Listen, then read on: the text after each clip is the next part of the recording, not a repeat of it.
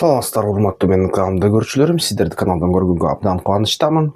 Ушу акыркы жаңылыктар боюнча Орусия жооп катары ошо самолетторду, стратегикалык учактарды жок кылган үчүн Украина контейнерден учкан дрондор менен, контейнерден жасалган үйлөрдөн учкан дрондор менен ошо аракет кылыптыр.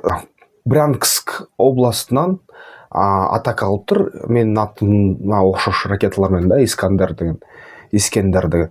Ошол Клинцы деген шаардын жанынан ошо 5-кулжада 2025-жылы Украинаны аткылаптыр. Түнү баштаптыр. Эме таң атпай ушундай аткылоолор болду. Таң атканда украиндиктер кээ бир ушу Искандер деген ракеталардын жардырышыптыр. 3 установканы жок кылышыптыр. Украина аскер күчтөрү 26-ракеталык бригадага кол салышыптыр Орусияныкына. Ошол жерде ошол ОТРК же болбосо оперативдик тактикалык ракеттик комплекс деп аталат да. Искендер ушундай үчөө болчу экен. Анын ичинде дагы радарлар жана башка ушундай нерселер. Соккуну кылды, видеону тартышты дрондордон. Ошо алдын алганга үлгүрүшүптүр да. Кээ бирлер айтып атышат, ушул Искандерлерде ушундай аскердик дүрмөтүнүн ичинде атайын бир заряддар бар болчу деп. Эмне деген заряддар бар болчу экени такталган эмес, бирок мен ойлойм жөнөкөй эле кадимкидей эле баягы жардыргыч заттар болчу. Конвенционалдык деп коет да, мындай эреже менен, ядердик эмес.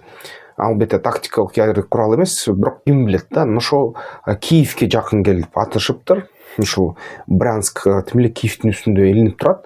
Ошо картаны караса, Киевке ошо ракеталар учуп келсе, албетте начар болмок, бирок кошумча дагы баары бир ушундай соккулар болду Орусия тарабынан. Албетте баягы Искандер ракеталарын жардыргандан кийин эмне менен жардырды азырынча белгисиз. Кээ бирлер айтып атат, Атакамскка окшош дейт. Кээ бирлер айтып атат, жок бул баягы Таурус же Скальп. Бирок ошо Атакамск болсо керек эле деп эле көптөр ойлоп атат.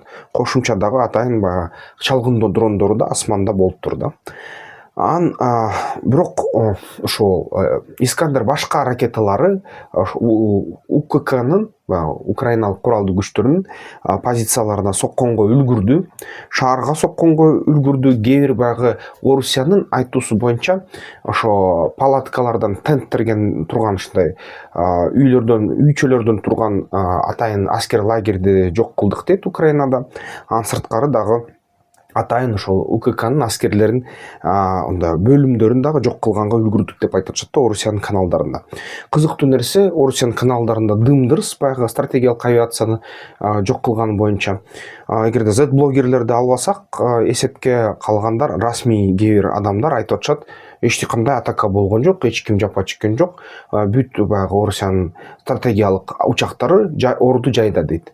Дүйнөлүк Осинтер баягы журналисттер ошо спутниктик сүрөттөрдү байкап, алардын 20 самолеттин, учактын стратегиялык түрдө ошо жок кылгандыгын тастыкташты дагы. Кошумча 2 А-50 учакты учкан радарды жок кылганы дагы ошо далили чыкты деп айтып жатышат да. 20 деп атышат да. Украиналыктар 41 десе, орустар эч нерсени талкалаган жок десе, ошо Осинтерлер 20 деп атат да.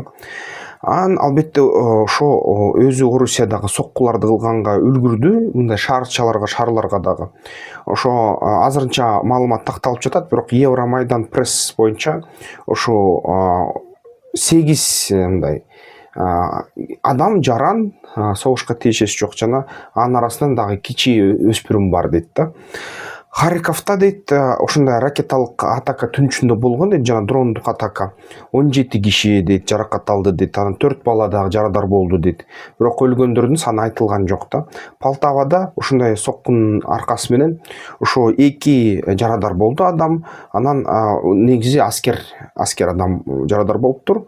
Анан акырында ошо ооруканада набыт болуптур. Тынч жашоочулардын үйлөрүнө да тийди деп атат. Прилукаларда, Харьковда 5 киши өлдү дейт да. Бирок баягы маалымат бербей атат, бул Искандер ракеталары болгонбу жокпу деп. Кээ бир кадрлар тарап атат интернетте, көбүнчө ошо калибр ракеталарына окшош экен да. Анан албетте түзмө-түз азырынча маалыматтар мындай такталган жарыялана элек, бирок орточо жыйынтык ушундай да. Анан албетте ошо муну пропагандада көп айтып атат, ушундай биз деген биздин атайын кызмат баягы ГУР же болбосо мамлекеттик сырткы салгындоо башкармалыгы дейт, ошо алдын ала ушундай искандерлерди жок кылды, эмесе ушул искандерлер дагы бир балянды кылмак дейт да, Киевке так урмак, кайсы бир ушу буталарга тиймек, ал буталар балким баягы тарыхый буталарбы же президенттин офисиби же эмне ошого мээлешкен дейт да.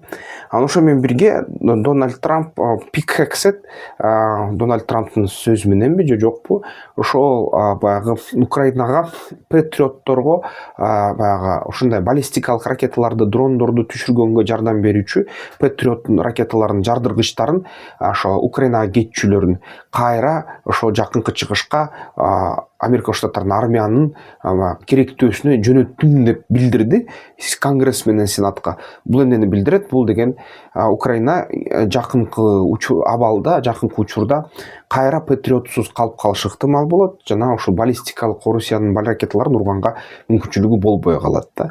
Бирок Трамп боюнча ошол кээ бир басылмалар айтты, жеке мындай сүйлөшүүлөрдө, талкуулоолордо Украиналык атаканы Трамп аларды мындай укмуш деди да, круто кылышты деп айтты да, жагыптыр да Трампка.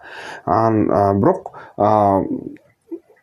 Пикхексет баары бир ошо жардамын токтотту да Украинага, ошо дал эң керектүү баллистиканы уруп түшүрүүчү патриоттун ушундай жардыргычтарын бербей башка жакка буруп салды. Ошон үчүн украиндиктерде кичине баягы депрессия, фрустрация, кичине мындай настроениясы начар да, алардын баягы пикирлери начар болуп атат Америка Штаттары жөнүндө.